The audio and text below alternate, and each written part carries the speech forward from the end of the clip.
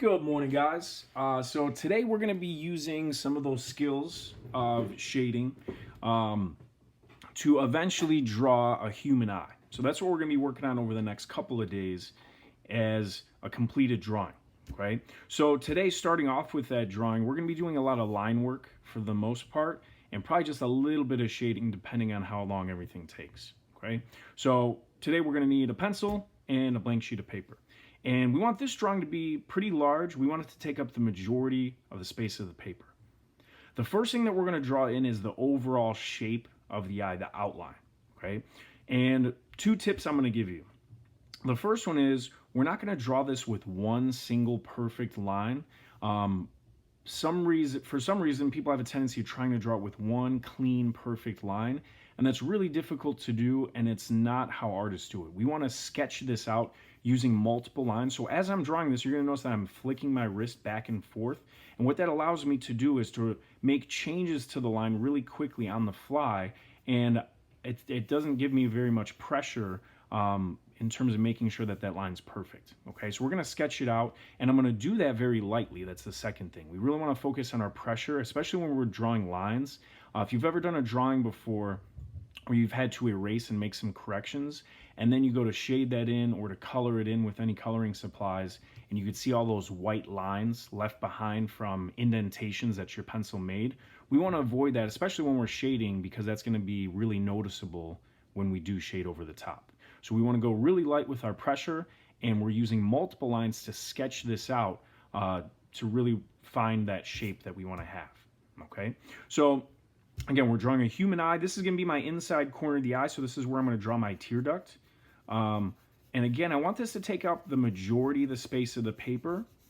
So make sure that we're obviously fitting the entire eye on there, but we also aren't going way too small. Right? And it's okay if the shape isn't completely perfect. You could come back, make corrections, and erase this out, whatever you need to do. Right? So this is our overall shape. It's kind of like a lemony football shape. One corner of the eye is usually a little bit more pointed, and then the inside corner is where our tear duct is, so that's going to have this curve and sometimes a little indentation there as well.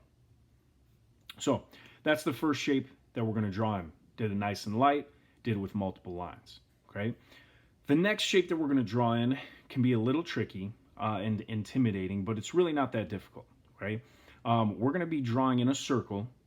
No, I don't want you to trace anything the way that we did yesterday. We're going to be drawing in the iris. So this is a really large circle. We probably don't have anything to trace that's really that large anyways. Okay. So we're going to start at the top. I'm right-handed, so I'm going to start curving and kind of pivoting my wrist and almost using it like a compass to get this left side. We usually want to leave a small gap. So the circle is going to be touching at the top, but we're going to leave a small gap at the bottom, and then obviously curve it around the rest of the way to have as symmetrical of a circle as we can create, okay? So starting at the top, again, I'm going nice and light with my pressure. I'm using multiple lines, and I'm keeping in mind I want to leave that little gap. So you can see I'm really reworking the shape a little bit on the fly so I could leave that nice gap, and I kind of pivoted with my wrist to get that side.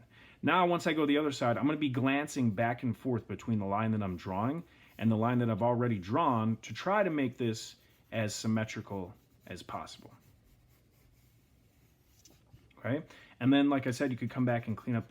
I put in some extra lines on this side so I could get rid of those. Okay, now once we have our outer circle, which is our iris, that makes it a lot easier to do the inner circle, which is our pupil.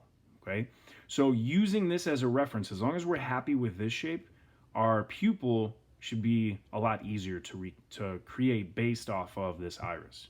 Now, one thing that's good to do is every once in a while take a step back and look at your drawing, because sometimes when you're right over the top, it could look a little bit differently than what it will from even just an arm's distance away if you hold it an arm's distance away, or actually step up and take a step back from the table.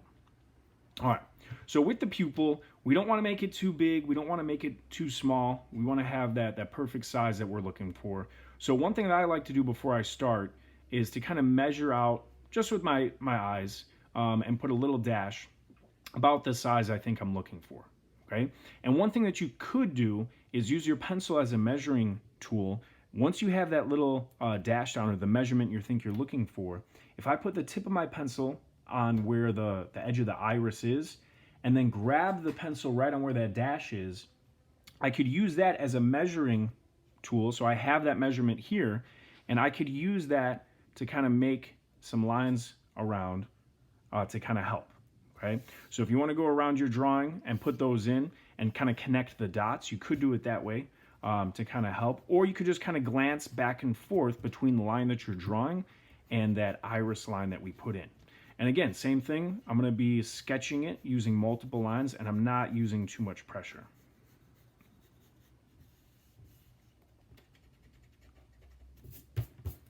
Okay, so hopefully that's right in the center and nice and circular, just like our iris. Okay, next thing we're going to do is draw in our eyelid. Nobody walks around with their eyes wide open like this, obviously, but the reason why we drew it this way is because it's a lot easier to draw an entire circle rather than just drawing like 3/4 of a circle. Usually we have a tendency of leaving that circle too wide at the top when we do that. Right? So what we're going to do is draw in our eyelid coming across. We don't want it to be too large, and we want it to connect on either side, and then we can erase out the part of the iris that we're not going to need anymore.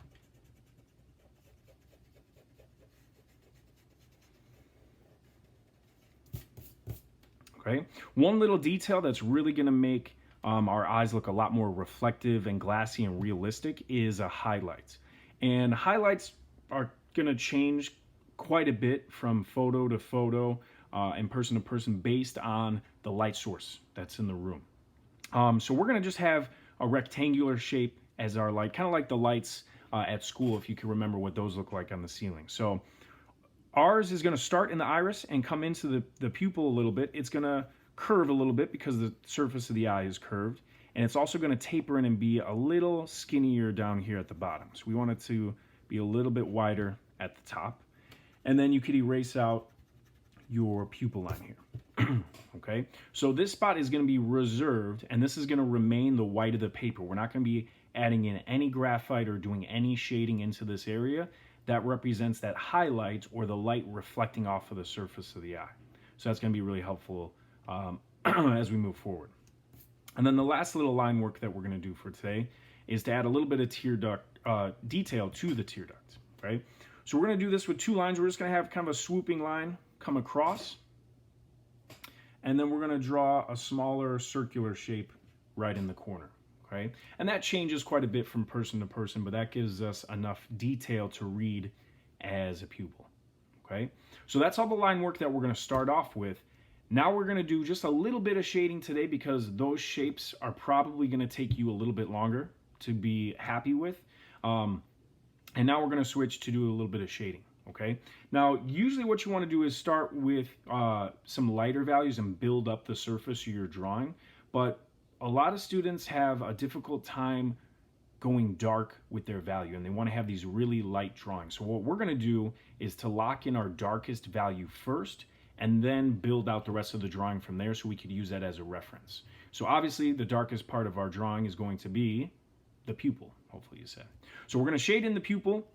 We do want to try and stay neat with those edges of the lines here, and remember that our highlight shape is not going to have any shading put into it. So using the side of your pencil, making sure we're not leaving any lines behind, just like how we've been practicing, and making sure that we're using enough pressure to have this get to be a nice dark value, okay? I'm not going to have you guys watch me shade in the entire pupil. I will have this shaded in for Monday's class period, and we'll start shading in the rest of the parts of the drawing. But make sure that you have all your shapes down and that you've shaded in your pupil with a nice dark value, leaving your highlights the white of the paper. All right, any questions, make sure you send me an email, and have fun.